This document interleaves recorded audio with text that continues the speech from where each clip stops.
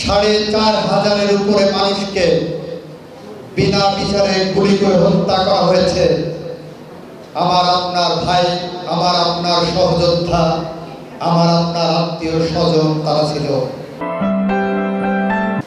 আপনারা জানেন 2008 সালের পর থেকে, বিশেষ করে 2007 সালের পর থেকে বাংলাদেশের মানুষের জীবনে জগদ্দল পাথরের মতো ফ্যাসিস্ট রাজনৈতিক শক্তির নীল নকশা জেগে বসেছিল। বিগত 15 বছরে আপনারা জেনে দুঃখিত হবেন, হৃদয় ভারাক্রান্ত হবে এটা ভেবে যে বিগত 15 বছরে ফ্যাসিস্টরা আমাদের মাঝ থেকে 700-র বেশি আমার আপনার মতোই কারো ভাই, কারো বোন, কারো মা, কারো স্বামী, কারো বাবাকে গুম করে রেখেছিলেন বা গুম করে ফেলেছেন।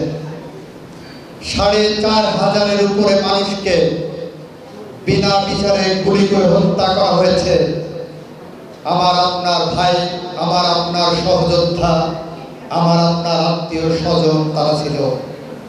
তাদের অপরাধ ছিল তারা কথা বলতে চেয়েছিল, তারা মেধা ও মননের মতো মত প্রকাশের স্বাধীনতা চেয়েছিল, গণতন্ত্র চেয়েছিল, ভোটাধিকার চেয়েছিল। আমার ভোট আমি দেব, যাকে খুশি তাকে দেব, সেই স্লোগান তুলেছিল, সেই স্লোগানের নেতৃত্ব দিয়েছিল।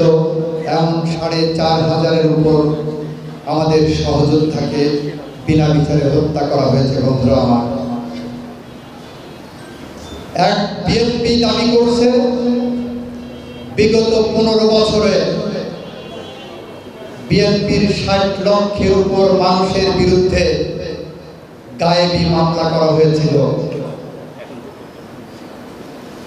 আমরা সেই অবস্থার পরিবর্তন চেয়ে বিগত 15 বছর ধরে অতন্ত্র প্রহরীর মতো রাজপথ পাহারা দিয়েছি।